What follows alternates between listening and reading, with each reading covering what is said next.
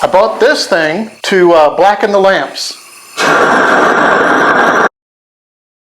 Things don't always go as you plan, but this poor fool doesn't know that yet.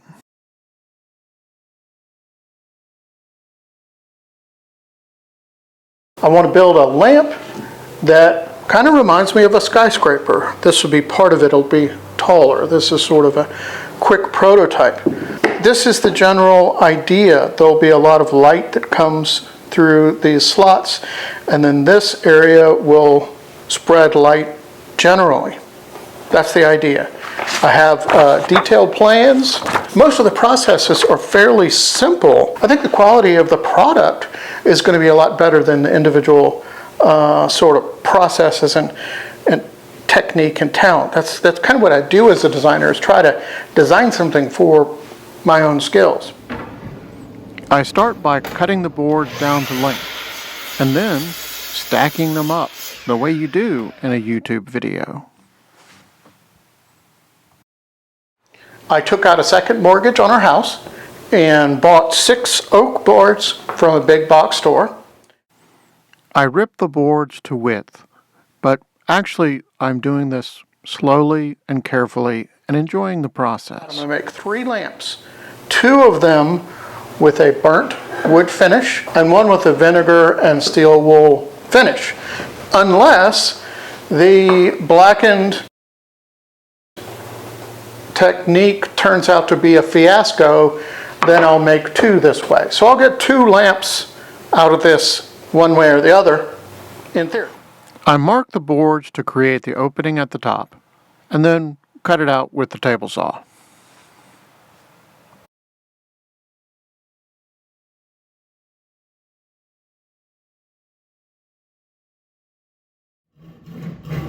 I find myself enjoying the use of hand tools more and more. In our fragmented world, using a chisel just seems real.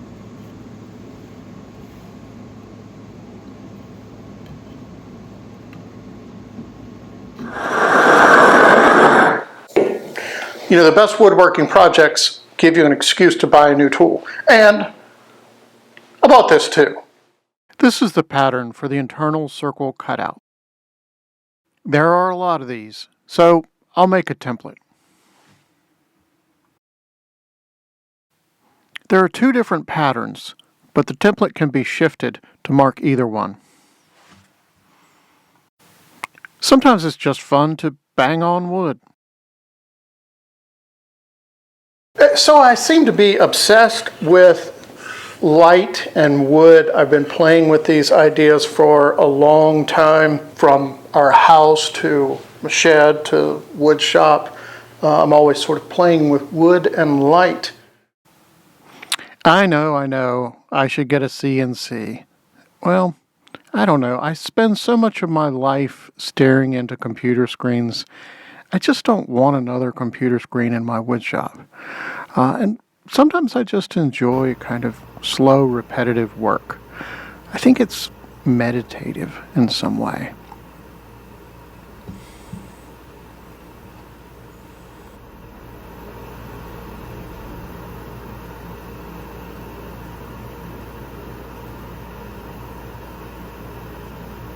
And I've made various lamps over the years. I've noticed that lamps that I've made tend to fall into 2 categories.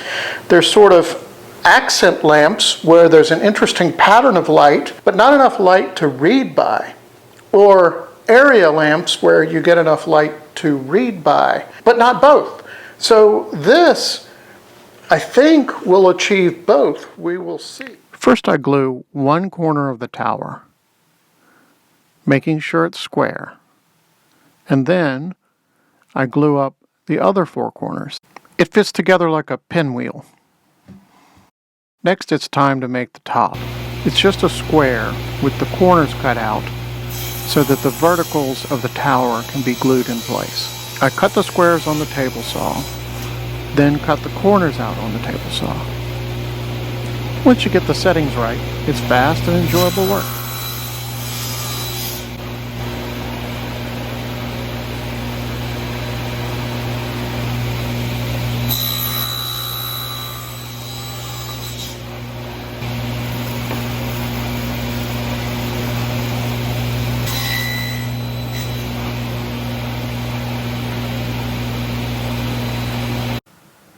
And then I glue the top on, using every remaining clamp I own.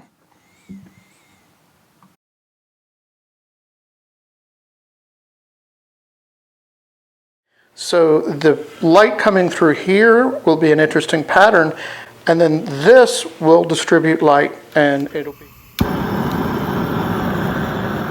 The pyromaniac in me has been looking forward to this. I get to play with fire. But it took a lot longer and a lot more heat than I thought to get a really good black.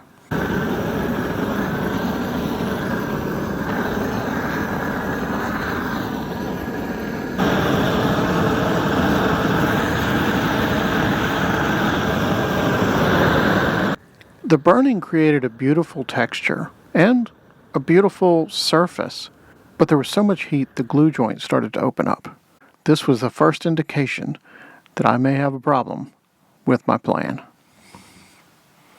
But I don't give up easily, so next I tried vinegar and steel wool blackening. I start by brushing on a mixture of tannins. It kind of smells like coffee.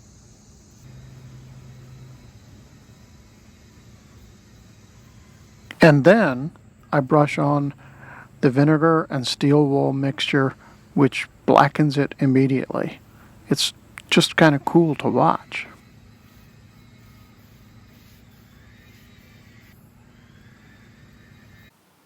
And then I put hard wax oil finish on all the lamps.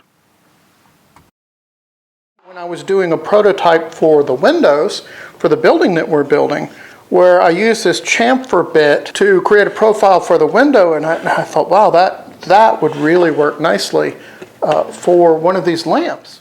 The chamfering process is easy. Don't take too much at a time and let the bearing ride around the edge of the opening. The natural oak shows through where the black has been removed. So now I had one lamp blank that was burned, one that was blackened with steel wool and vinegar, and the other was natural oak.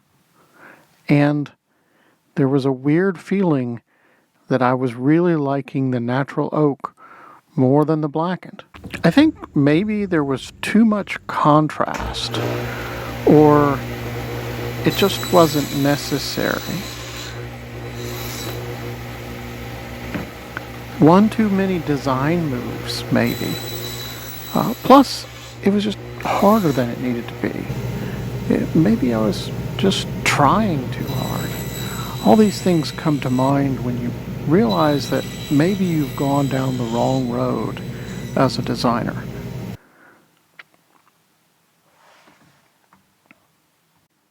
But I had to keep going. I had to cut the slots to make sure.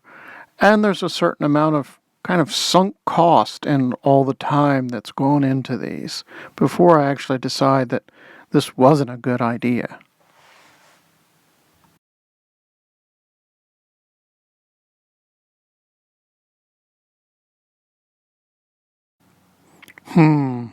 A little ragged.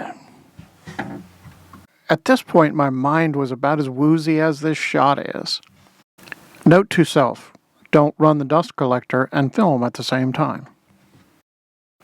I decided to work on the base and let my thoughts settle. After gluing up blanks with alternating grain direction, I cut them square on the table saw.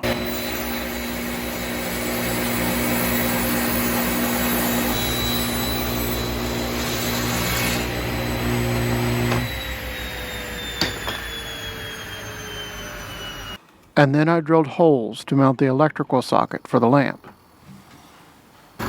No dust collection during filming can get a little crazy.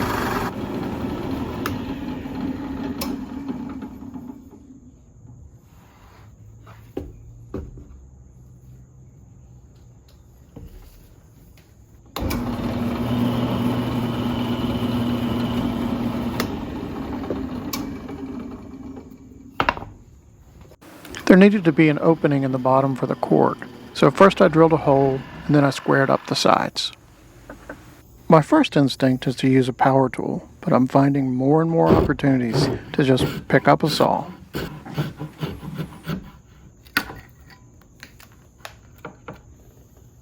These are just wine bottle lamp kits. I got them from Amazon. I'd leave you a link, but I don't know how to do that.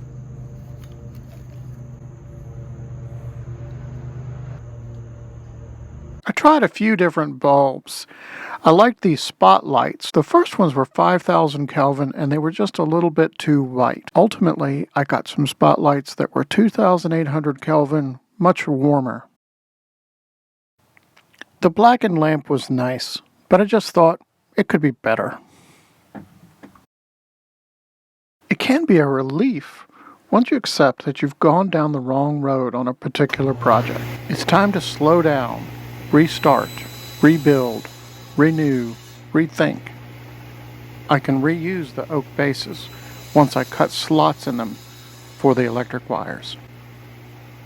You always learn something, even in failure. Maybe there's even more learning in failure. And that learning can be applied to another project. I already have an idea for using the burned finish on another project. I know I need to use panels that are not glued up, but drawer fronts that are burned could be cool. So burned that they become sculptural. But that's for another day. This time I blackened the oak bases with ink.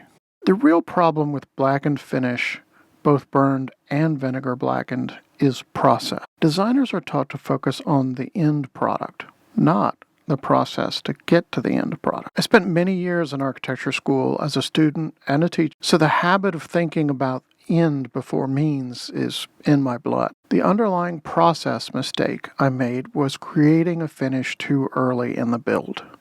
I need to be able to sand away chips and tears and burns that are part of making. But I can't do that without destroying the crisp edges of the black finish that was in my mind's eye when I was designing.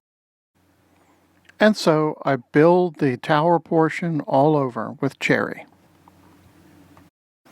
It seems the light creates enough contrast, and changing the wood color is just not necessary. Removing design moves that are not necessary is design progress in my mind. With the freedom of knowing I would remake the lamps, I could fix a few things. The tower wanted to be solid cherry, sitting on a black oak base. There's a point where a design tells you what it wants to be, if you listen. I'm also not a huge fan of red oak, unless it's blackened. The grain is very distinct. The wood seems a little brutal to me in its raw form. I used red oak because I was going to burn it. And it was Sunday, and I wanted to get going, and only big box stores were open. I was too impatient to get the cherry on Monday. But now I can make the replacements with my preferred wood, cherry. I can also reconsider the core details. I can extend the holes and horizontal slots further up and down. The old design had base, flat spot, middle, flat spot, and top. The new design would have base, middle, and top. The difference is subtle, but I think the lamps are better. The last thing I do is stick a convex mirror on the top of the lamp to bounce the light down and out. And so the project and this video took a lot longer to complete than I anticipated. The story is complicated. It's not oversimplified, but that's life. At least that's my life. I'm lucky I can take the time to get things right and tell the story with its complexities and contradictions. If you like real stories, subscribe. Trust me, I am not AI generated. I would look a lot more like Brad Pitt if I was. Cheers.